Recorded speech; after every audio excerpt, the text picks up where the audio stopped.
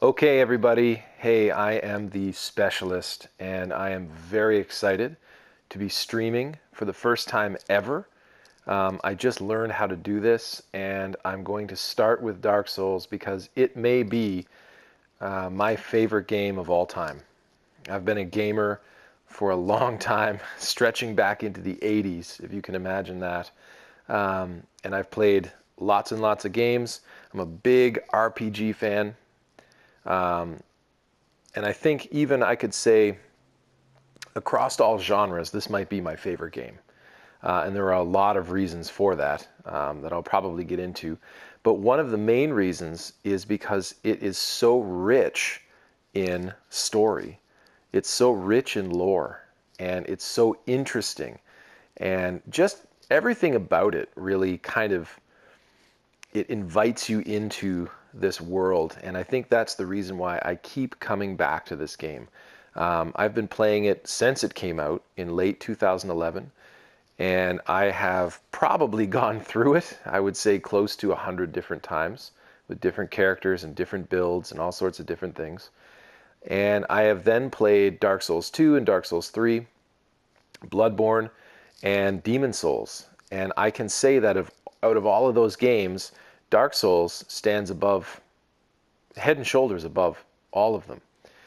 And there's a certain magic to this game that I think is really interesting, and it's because of all the little components that I'm going to be talking about as we go through this.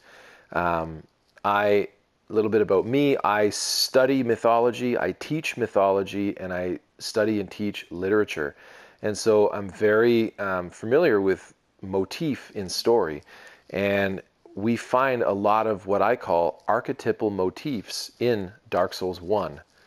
And the reason why that's important is because the greatest stories of all time, since the beginning of time, have contained these motifs. And Dark Souls 1 captures them really, really, really well. I think where Dark Souls 2 and Dark Souls 3 don't go so well is because they fail to grasp that concept. They lost it along the way, so they don't have the same archetypal motifs that Dark Souls 1 has. Demon Souls, it's kind of a different thing, but it doesn't quite capture these motifs the same way that Dark Souls 1 captures these motifs. And so this is part of the reason why I keep coming back. Bloodborne, amazing game. I would probably rank it second out of all of those games. And it does. It touches on a lot of interesting motifs and stories. It adds quite a few different things. It builds upon old concepts. You know, obviously H.P. Lovecraft is a name that's thrown around a lot.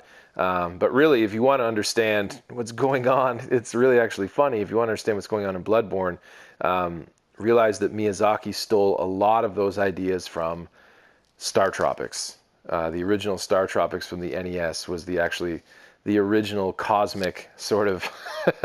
It's interesting if you go back and actually look at some of the stuff through Star Tropics, you begin to see them popping up in Bloodborne.